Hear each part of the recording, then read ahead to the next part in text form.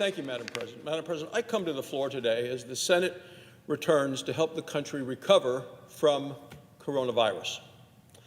This global pandemic is hopefully a once-in-a-lifetime, once-in-a-century shock. But it has been an earthquake that continues to shake the world to its core.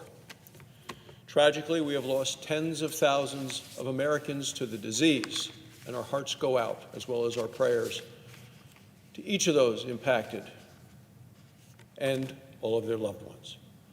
Madam President, more than 30 million Americans have lost their jobs in the last 6 weeks due to the virus and due to the state lockdowns that have been put in place as a result of the virus.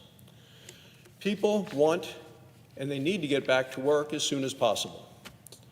It's vital that we reopen America smartly and safely, and we do it as soon as we can. Many states are starting to open. Wyoming did this past Friday. I will tell you, we must all be prepared and alert for any likely aftershocks that will occur from the virus. The economy could not reopen had it not been for the major medical progress that we have been experiencing. Our heroic nurses, heroic doctors, and others on the front lines have saved many lives. Testing in the United States has been dramatically expanded, and we're producing promising treatments. The American people deserve a lot of credit for their tremendous sacrifices to contain the spread of the virus. Everyone in my home state of Wyoming is suffering from the economic fallout, as are Americans all across the country. The best way to help these people is to push the start button on the economy.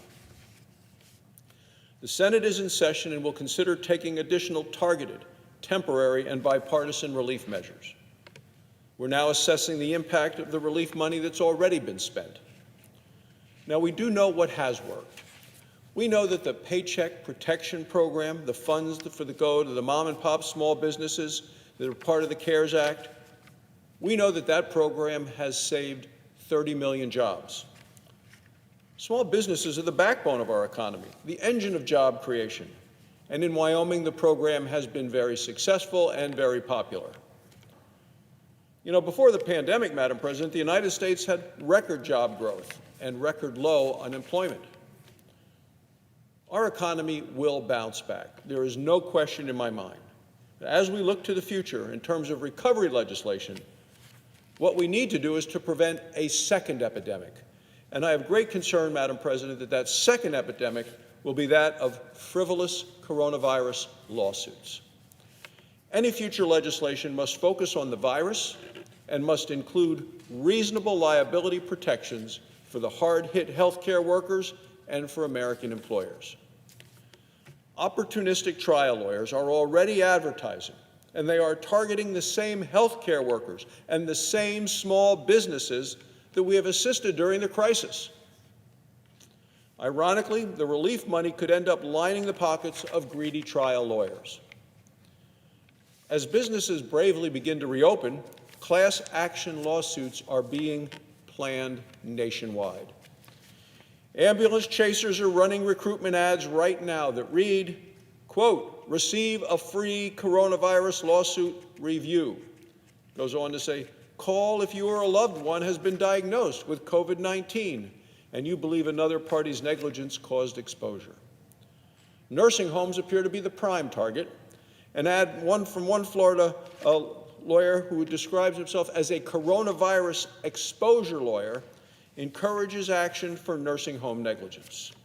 That's why nurses, doctors, and hospitals are counting on Congress to pass common sense liability reform. Yet Speaker Pelosi and Senator Schumer say they oppose this critical liability protection. Instead, Democrats are demanding more aid for states and local government. They want American taxpayers to bail out states with long histories of financial mismanagement. Now, that's already, Madam President, on top of the $150 billion that the states had just received within the last 2 weeks. Nancy Pelosi now wants a lot more.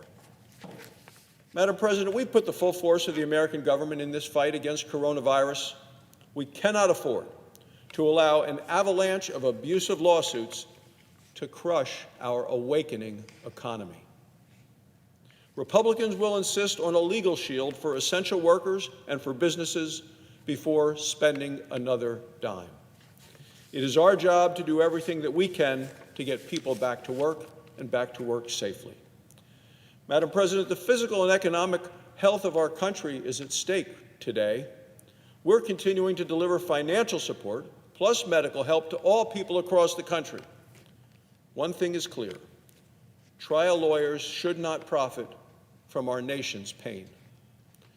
Together, America will come back, and Americans will come back, and it will be stronger and better than ever. Thank you, Madam President. I yield the floor. Suggest the absence of a quorum. Clerk will